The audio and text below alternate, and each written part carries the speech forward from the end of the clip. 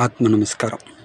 ஒரு பேச்சாளர் அழகாக பேசலாம், எதுகை மோனையோட ரொம்ப சுவாரஸ்யமாக நீங்களும் கேட்கலாம்.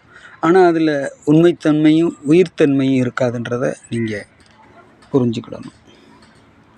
ஒரு தனி மனிதனுடைய முயற்சி புறவயமாக நிரூபிக்க முடியாத போது தான் ஆன்மீகம்ன்றது காலகாலமாக நிரூபிக்கப்பட முடியாததாக, நிறுவனப்படுத்த முடியாததாகவே இந்த உலகத்தில் நிலவி வருது.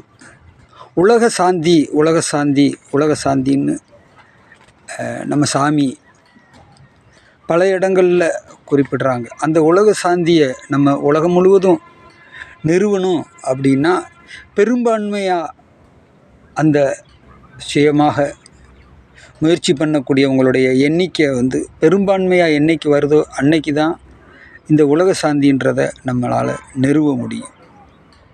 நீங்கள் சிந்திச்சு பாருங்கள், ஒரு தனி மனிதன் புறவயமாக ஒரு விஷயத்தை நிறுவணும் அப்படின்னு முயற்சிக்கும்போது அதில் இருக்கக்கூடிய எத்தனை விதமான சங்கடங்கள், எத்தனை விதமான தோல்விகள் அப்படின்றத நீங்கள் ஆராய்ச்சி பண்ணி பார்க்கணும். ஒரு தானியத்தை நீங்கள் சமைச்சு போட்டிங்கன்னா 4 பேருக்கு சேரும், 2 பேருக்கு வயிற்றால போயிடும்.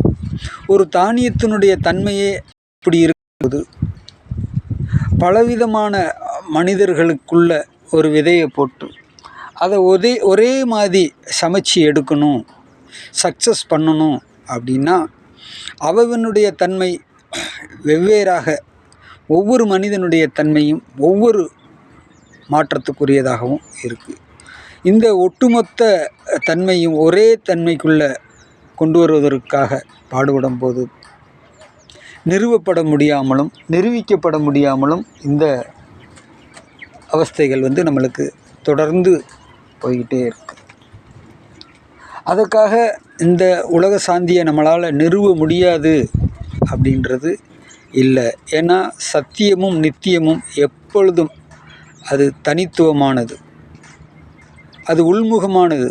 நிரூபிக்கப்பட முடியாததாக இருக்கின்ற போதிலும் பெரும்பான்மையாக ஒரு காலகட்டத்தில் அது